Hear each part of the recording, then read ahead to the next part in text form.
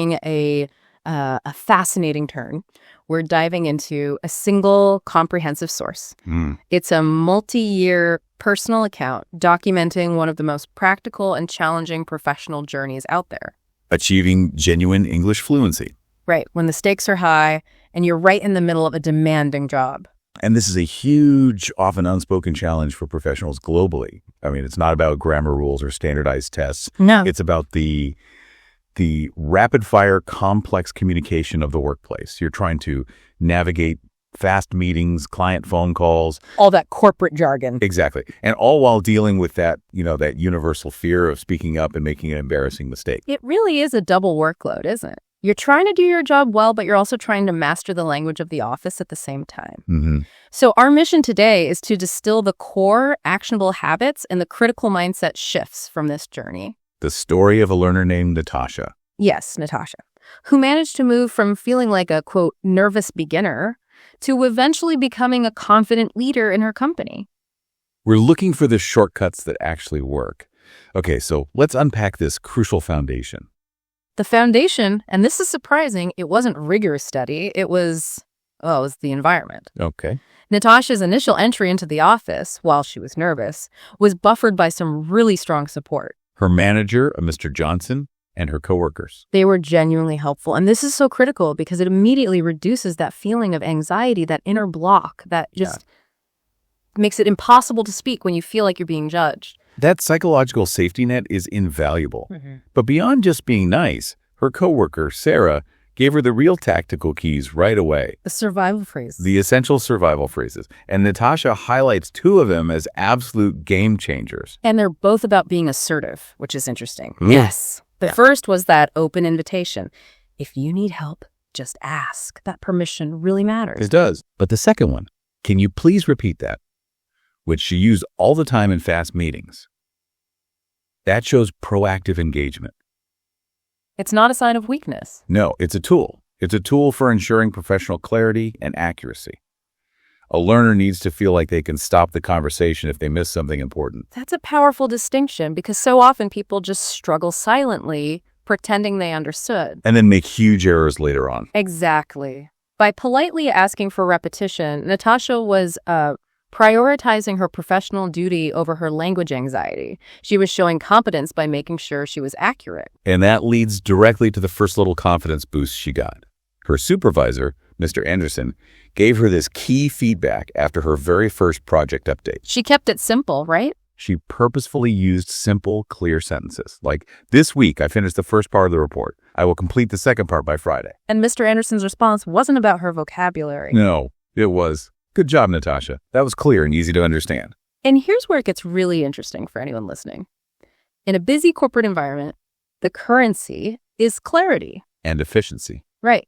Being easy to understand is so much more valuable than trying to use some complex $3 word you might mess up. It saves everyone time. It builds professional trust, and it creates this positive feedback loop. When her manager, Mr. Johnson, reinforced this after the first month, he said, "Your English has improved a lot. Keep practicing every day." It just confirmed that her strategy was working. And that fuels more practice, which builds more confidence. Okay, so let's transition to the systematic side of her learning, because this is often where people get stuck. The accent barrier. Yes. She mentioned struggling with the sheer speed of native speech and, the different coworker accents. She mentioned a colleague, Raj, and another one, Claire, who spoke incredibly fast. Right. And her approach here was great. She treated it as a communication challenge, not a language failure. So instead of just struggling, she used that same assertive politeness. She would directly but kindly ask people, "Could you please speak a little slower?" And she found that, people were happy to adjust. That's crucial. Your colleagues want you to understand them. It makes their job easier, too. Of course. But beyond that direct interaction, she developed a really powerful listening strategy on her own time. She didn't just rely on being in the office. That's right. Her after-hours routine was strategic. She used headphones to listen to English podcasts and audiobooks, but specifically ones focused on business, work, and daily life. So she wasn't just watching sitcoms. No. She was mapping professional sounds, the rhythm, the jargon, the stress patterns, onto the concepts she was dealing with every day. Like resource allocation or budget cut. Exactly. And this listening strategy fed directly into her most important systematic habit, the notebook. The notebook habit. This is the cornerstone, isn't it? Moving from just recognizing words to actually using them. How did it work? Every single evening, no matter how tired she was, she'd write down new words and phrases she heard. Everything. The informal language, from the break room-like ingredients, recipe prepare, and the specific high-stakes business language from meetings. Things like touch base, company policy, conflict resolution. You need both to be a fully integrated team member. But, and this is the key, it's not enough to just write the word down. No. Her practice technique is what really made it stick. Exactly. For every new word, she wrote a short, practical sentence, one she could actually use in the office. Then she would read that sentence aloud 5 times. 5 times aloud. Why is that so important? Well, when you read it aloud, you're engaging muscle memory in your mouth and your throat. You're training your ear to hear the word pronounced correctly in your own voice. Ah, so you're linking the word, the concept, and the physical act of speaking it. Precisely. It turns passive knowledge into active, spontaneous speech. So when she needed to use the word benefits in a meeting, the phrase was already preloaded. She didn't have to build it from scratch. And we have to talk about her willingness to make mistakes. There's a great little story about her trying to schedule something. Right. She mixed up her adverbs and said, I will send the file tomorrow morning at evening. Which is an easy mistake to make. And her colleague, Mark's reaction was perfect. He just smiled, gently corrected her to tomorrow morning or tomorrow evening, and they moved on. The key insight she had was that the mistake wasn't a failure. It was just part of the process. And if you stay silent because you're afraid of that little slip-up, you sacrifice months of progress. Absolutely. Okay, now we move into the high-impact zones. The tasks that, well, that's spike anxiety for everyone. The client phone call. The client phone call. Nothing scarier for a lot of professionals. It's because you lose all the visual cues, right? Yeah. The body language, the facial expressions, everything we rely on. The client's voice might be fast. The connection could be bad. It's a huge cognitive burden. You have to listen, process, and take notes all at once. So her preparation strategy here was intensely disciplined. Before call, she would write down useful phrases. Things like, may I ask a question? Or, could you please repeat that? Yes. And she focused intensely on taking notes during the call. That simple act of writing helped keep her centered and calm. And she practiced. She didn't just wait for real calls. No, she embraced role-playing, practicing pretend phone calls with her husband, James, just drilling those standard professional phrases until they were automatic. Thank you for calling. May I ask who is speaking? I will transfer your call.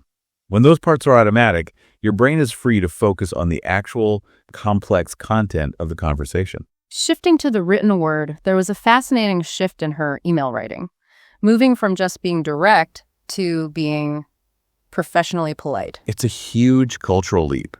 In some languages, being direct is just efficient.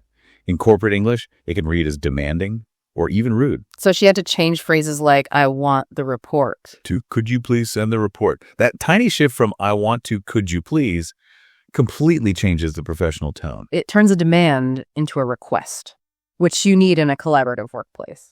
And she also mastered the standard formulas that build trust, using salutations like, Dear Mr. Smith, closers like, please find attached, and knowing the exact language for apologies. Right.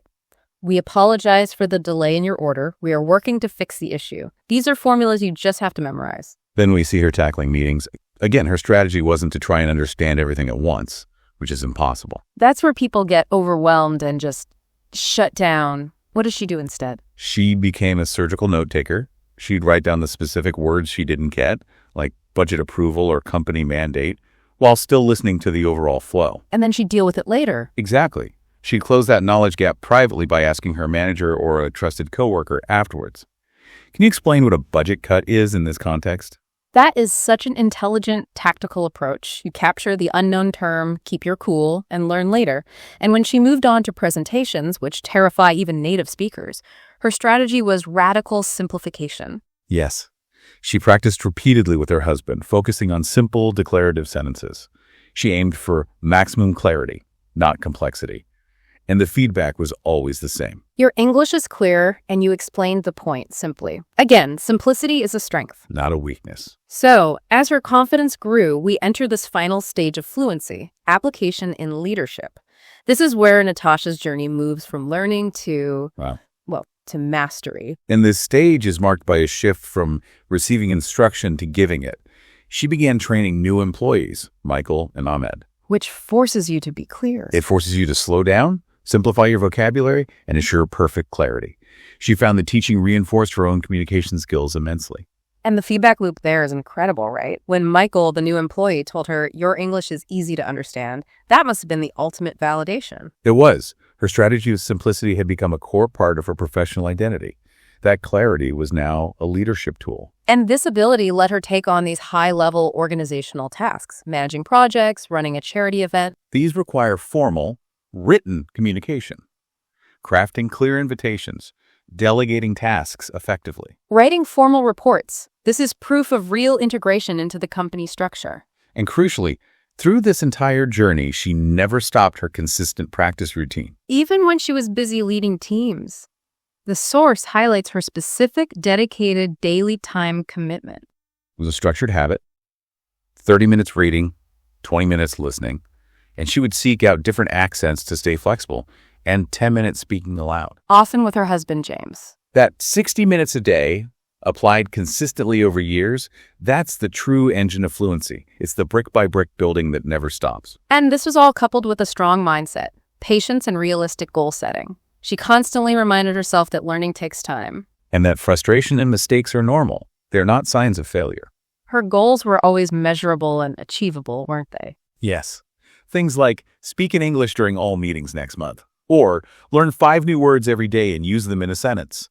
It shifts the focus from the impossible goal of perfection to the achievable task of daily progress. So the ultimate outcome, after several years, was profound integration. She was leading complex teams, handling difficult client complaint calls. Which demands those professional phrases like, "We apologize for the inconvenience and thank you for your patience." And ultimately, hearing the most powerful statement of all, "You're part of the team now." She wasn't just doing her job anymore. She was participating fully in the office culture, the social environment. That requires a very high level of fluency. So what does this all mean for you, the learner? The key takeaway from this deep dive is that professional fluency isn't some sudden epiphany. No, it's not about mastering obscure grammar rules. It's built through conscious, consistent, strategic daily practice.